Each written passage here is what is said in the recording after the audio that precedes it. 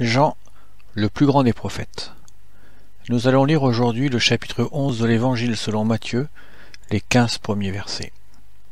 Et il arriva, quand Jésus eut achevé de donner ses ordres à ses disciples, qu'il partit de là pour enseigner et prêcher dans leur ville. Et Jean, ayant entendu parler dans la prison des œuvres du Christ, envoya par ses disciples et lui dit : « Es-tu celui qui vient, ou devons-nous en attendre un autre ?» Tout d'abord, quelques éléments de contexte. Jean le baptiseur, ou Jean-Baptiste, était un cousin de Jésus, et il avait quelques mois de plus, comme on peut le lire dans l'Évangile selon Luc, dans le premier chapitre. Jean avait baptisé le Seigneur Jésus au Jourdain, parce que Jésus avait beaucoup insisté, comme nous le voyons en Matthieu 3, au verset 13. Jean avait annoncé le royaume de Dieu, il annonçait la repentance, il baptisait les foules. Il annonçait la venue du Messie, celui qui allait dominer enfin sur les nations et redonner à Israël sa place de premier rang. On appelle le baptême de Jean le baptême de la repentance. Ce baptême est différent en caractère du baptême chrétien, celui qu'on pratique aujourd'hui, et aussi différent de celui qui a eu lieu à la Pentecôte, qui est appelé le baptême de l'Esprit. Mais nous aurons l'occasion d'en parler une autre fois. Donc, lors du baptême de Jésus, Jean avait entendu une voix venant du ciel disant : « Celui-ci est mon Fils bien-aimé, en qui j'ai trouvé tout mon plaisir. » Et il avait vu aussi le Saint-Esprit descendre sur Jésus comme une colombe. Et nous lisons ces détails dans le chapitre 3 de Matthieu, les versets 16 et 17. Mais là, Jean est en prison. Et comme nous venons de le lire, il entendait les miracles accomplis par Jésus. Et ce qu'il avait vu, et les signes qu'il entendait, accréditaient le fait que Jésus était bien le Messie, et qu'il allait entrer dans son royaume. Mais là, Jean a une période de doute. Il est en prison. Son service est interrompu, et Jésus, qui paraît être le Messie, tarde à prendre le pouvoir tout de suite. Et aussi, malgré sa puissance, il le laisse en prison. C'est vrai qu'il y a de quoi être découragé. Alors Jean envoie ses disciples pour demander à Jésus s'il était bien effectivement le Messie, ou bien est-ce que le Messie était quelqu'un qui viendrait après. Continuons notre lecture. Et Jésus, répondant, dit aux disciples : « Allez, et rapportez à Jean les choses que vous entendez et que vous voyez. Les aveugles recouvrent la vue, les boiteux marchent, les lépreux sont rendus nets, et les sourds entendent, et les morts sont ressuscités, et l'évangile est annoncé aux pauvres. Bienheureux est quiconque n'aura pas été scandalisé en moi. » Le Seigneur, donc, ne répond pas directement à la question par un simple oui ou un simple non. Il utilise un passage de l'Ancien Testament, et Jean connaissait bien, et il allait comprendre tout de suite. Donc lisons cette citation en Ésaïe 35, avec son contexte. Au verset 4. « Dites à ceux qui ont le cœur timide, soyez forts, ne craignez pas. Voici votre Dieu, la vengeance vient, la rétribution de Dieu, lui-même viendra et vous sauvera. Alors, les yeux des aveugles s'ouvriront et les oreilles des sourds seront ouvertes. Alors le boiteux sautera comme le cerf et la langue du muet chantera de joie. Car des eaux jailliront dans le désert et des rivières dans le lieu stérile. » Jean, qui connaissait bien les Écritures, donc allait comprendre que Jésus est bien le Messie, attendu, comme il l'annonçait, et de plus qu'il était Dieu manifesté en chair. Mais on peut remarquer que Jésus ne fait pas référence à la vengeance dans sa réponse. Et pourquoi ? Parce que le temps n'est pas encore venu. Sa venue était une venue en grâce. S'il était venu en jugement, qui serait resté vivant ? Vu l'état du peuple juif, vu l'état du monde, il ne serait pas resté grand monde. Remarquons encore qu'il ne parle pas non plus des bénédictions de la terre d'Israël, qui suivront. Il ne fait pas allusion aux eaux, aux rivières, etc. Et si nous avions continué la lecture, nous verrions toutes les autres bénédictions qui vont suivre sur cette terre. Et pourquoi cela ? Pourquoi Jésus ne fait pas mention de ces bénédictions ? Parce qu'il savait que le temps n'était pas encore venu pour établir son royaume.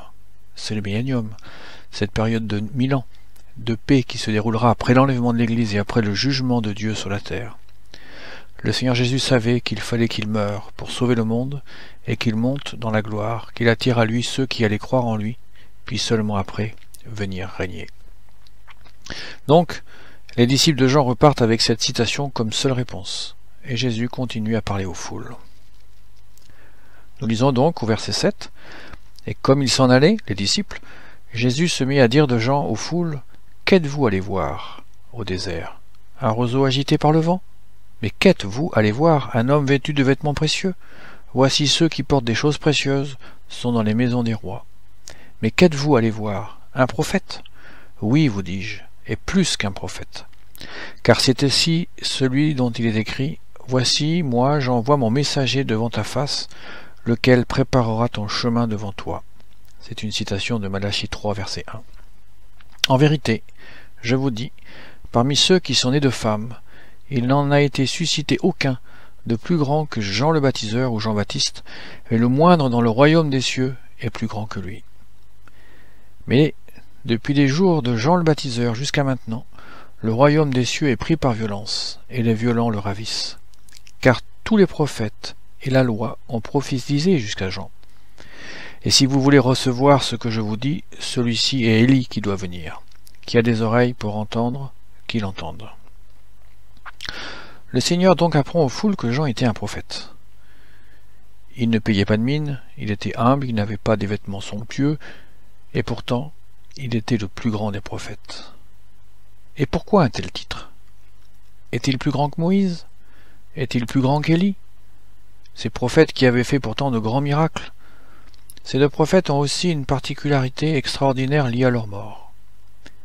Moïse a été enterré par Dieu, comme nous le voyons en Deutéronome 34, verset 6. Élie, quant à lui, il s'est élevé au ciel sans passer par la mort, et cela a été vu d'Élisée, son successeur dans le service, comme nous le voyons dans le deuxième livre des rois au chapitre 2. Au moment du Seigneur, les foules à cette époque étaient très respectueuses de Moïse, à cause de la loi en particulier. Et les pharisiens se targuaient de suivre Moïse à la lettre. Elles étaient aussi dans l'attente du retour du prophète Élie, comme l'annonçait Malachie, le dernier des prophètes, qui a écrit qu'il fallait qu'Élie revienne pour prêcher la repentance afin de préparer la venue du Messie. C'est dans Malachie, au chapitre 4 et au verset 5. C'est l'avant-dernier verset de l'Ancien Testament. Mais ici, le Seigneur Jésus présente Jean comme ce Élie qui devait venir, et aussi comme étant le plus grand des prophètes. Le message des prophètes était d'annoncer la venue d'un royaume de paix, la venue du Messie en délivrance, pour établir une vraie théocratie. Mais tous sont morts sans pouvoir voir la réalisation de cette venue. Un seul a prophétisé la venue du Messie et la vue de ses yeux. C'est Jean le baptiseur, ou Jean-Baptiste. Bien qu'il soit en prison et que son service soit stoppé, il n'en demeure pas moins le plus grand des prophètes. Dans la suite de notre lecture, nous avons vu que ceux qui font partie du royaume des cieux sont encore plus grands. D'abord, qui sont ceux qui font partie du royaume des cieux?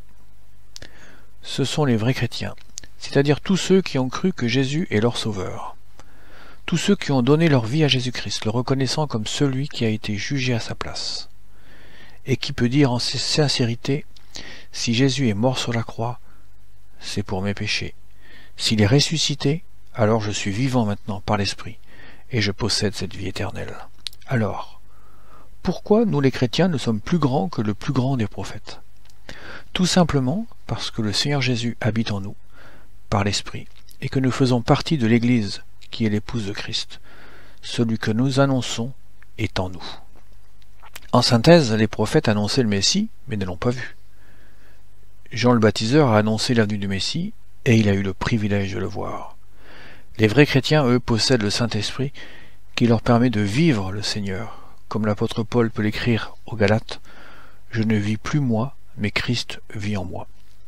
Soit dit en passant, Christ est la traduction du grec « Christos », qui veut dire « roi », et c'est le même mot que « Messie » qui vient de l'hébreu.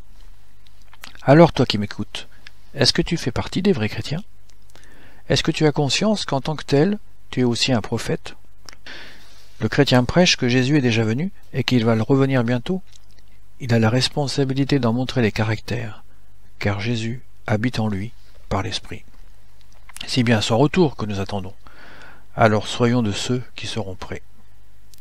Pour finir, la scène lue aujourd'hui pourrait se lire aussi dans l'Évangile selon Luc, au chapitre 7 et au verset 18 à 28, avec quelques détails légèrement différents.